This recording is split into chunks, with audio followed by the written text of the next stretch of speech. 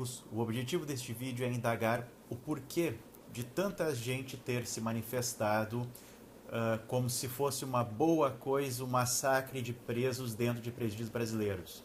Estou gravando esse vídeo em janeiro de 2017 e nós temos diversas rebeliões em diversos presídios do país, demonstrando conflito entre facções, e nessas facções há o assassinato de diversos presos.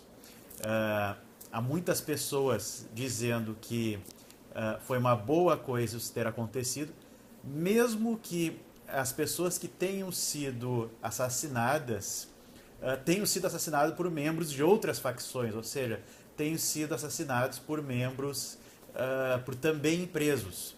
Então as pessoas estão demonstrando um grande desprezo pela vida. Há muita manifestação dizendo que são presos perigosos, muito embora se saiba que boa parte dos assassinados não estavam, por exemplo, em alas de presos menos perigosos. E no caso específico de Manaus, muito embora ressalva que não haja provas ainda, há uma acusação de que os presos que foram assassinados, inclusive, denunciaram corrupção no governo estadual, e aí isso seria, inclusive, uma das razões pelas quais eles teriam sido mortos. Mas mesmo assim, há uma boa quantidade de pessoas apoiando isso, dizendo que mesmo que eles tenham denunciado corruptos, eles devem morrer. Então, por que existe esse pensamento? Esse vídeo, então, ele é um vídeo de cunho mais psicanalítico, ele é um de cunho mais especulativo e não tanto voltado ao direito, muito embora tenha as suas conexões. Então, como eu adoto uma matriz sistêmica, como eu adoto uma matriz da complexidade, eu imagino que existem diversas causas para um só efeito. Então, nós temos um efeito que aqui seria, então, a manifestação, a expressão de apoio à violência, inclusive violência num grau extremamente elevado, com a decapitação de presos, e nós teríamos várias causas. Então eu também me apoio aqui em Karen Horney, que é uma autora da psicanálise.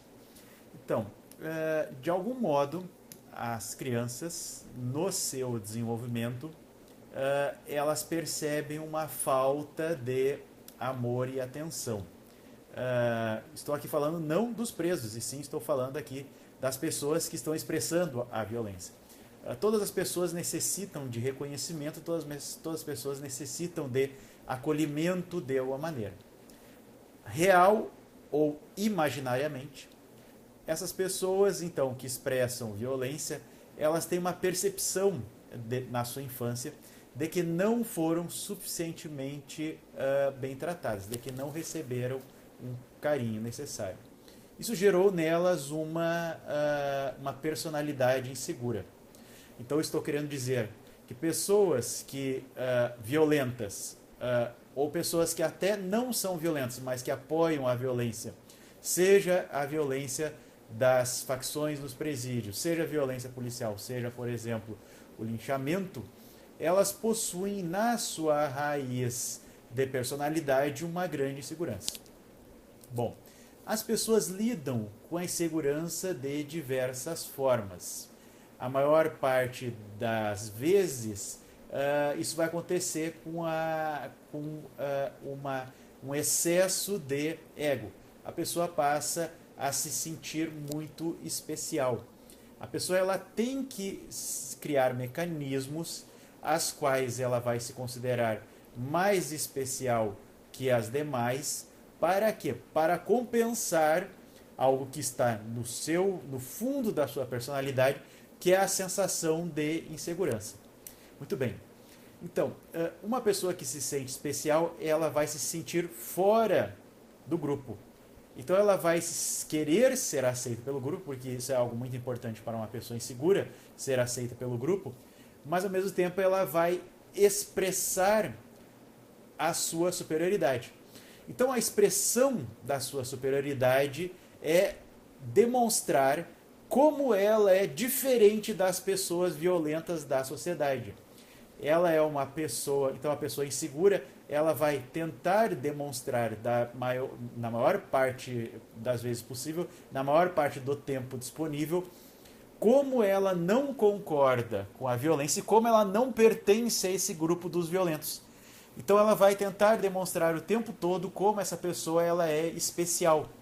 E com isso, aí vai precisamente buscar a aprovação do grupo.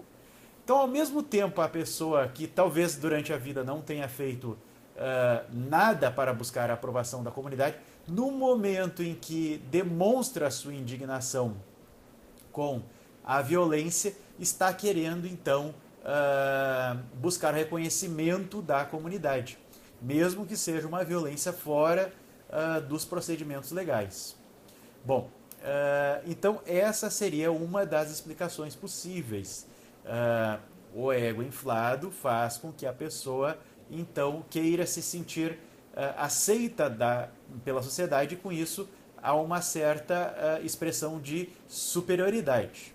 Bom, a pessoa não quer se sentir fazendo parte do grupo dos bandidos e por isso tem que, de certo modo, mostrar para todo mundo que ela não faz parte deste grupo, para buscar a aprovação. A pessoa insegura também não vai querer renunciar à violência. O que acontece? A vida em sociedade, evidentemente a vida num Estado democrático e de direito, implica em que eu renuncie às minhas chances de um dia ser violento com as minhas próprias mãos. Eu não posso mais ser violento. Se eu for minimamente civilizado, eu não vou poder mais agredir as pessoas, seja quem for. Isso faz parte da vida em sociedade. Só que renunciar à minha chance de ser violento, talvez para o sujeito inseguro seja algo doloroso. Quem é inseguro talvez sofra com a possibilidade de não poder ser violento um dia. Por quê? Porque como a insegurança gera dor, como a necessidade de ser aceito é muito grande, há a geração de uma agressividade interna. E a pessoa, então, ela vai querer que um dia exista a possibilidade de expressão, a possibilidade de colocar para fora essa agressividade.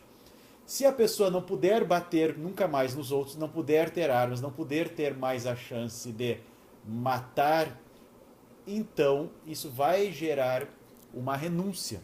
E as pessoas, então, elas não querem renunciar aos seus instintos primários de violência. Então, primeira explicação, necessidade, por que as pessoas aceitam a violência das facções? Porque as pessoas acham uma boa ideia cortar cabeças de presos, mesmo que esses presos tenham denunciado a corrupção, mesmo que sejam presos de pouca periculosidade. Necessidade de ser aceito pela comunidade. 2. Não renúncia da violência. As pessoas inseguras não querem renunciar a nada, muito menos a chance de um dia serem violentas. Finalmente, é importante nós percebermos que o ser humano ele é complexo. O ser humano possui múltiplas facetas. Então, o ser humano ele é passível de uma generosidade, o ser humano é passível de medo, de violência, de amor. Então o ser humano possui violência. Não quero entrar aqui na discussão se a violência é inata ou se ela é construída socialmente ou é construída dentro do ambiente familiar, dentro de relações então formadas na tenra infância, como é a tese da Karen Horney. O fato é que é comum, é normal do ser humano manter um pouco de violência, manter na sua vida adulta a ideia de agressividade. Porém, qualquer ser humano mais ou menos estruturado tem capacidade de conter esses instintos. Acontece que a violência no inseguro gera um prazer sádico. A pessoa sente prazer em ver o outro sofrendo. Só que ao mesmo tempo esse prazer gera culpa. A pessoa pensa, estou sentindo prazer vendo uma outra pessoa sofrer. Mas eu não posso sentir isso porque isso é errado. Se a mente não está bem estruturada, isso causa sofrimento e é necessário achar uma válvula de escape. Uma pessoa que está presa num ambiente cultural ainda pouco moralmente elevado, como é o brasileiro e as sociedades latino-americanas em geral, o preso é o objeto especial para isso. Se alguém está preso, essa pessoa então ela perdeu sua humanidade. O inseguro então ele vai poder direcionar a sua agressividade ao preso, ao criminoso. Então a culpa não vai mais existir. Eu sentir prazer com o sofrimento do preso, o inseguro sentir prazer com o sofrimento do preso, então não vai gerar culpa devido à condição histórico-cultural que os presos, condenados e acusados, inclusive, possuem no Brasil. Então, a ideia é a seguinte: se a pessoa está presa, eu estou autorizado a não sentir mais compaixão. O inseguro, então, as pessoas pensam que se alguém está preso, perdeu a sua humanidade, não é necessário mais compaixão, não é necessário mais culpa, e não existindo mais culpa, é possível existir, então, o prazer vendo o sofrimento do outro. Então vejam, quem apoia o linchamento, quem apoia a decapitação e a tortura de presos, então é uma pessoa que sente prazer com o sofrimento do outro.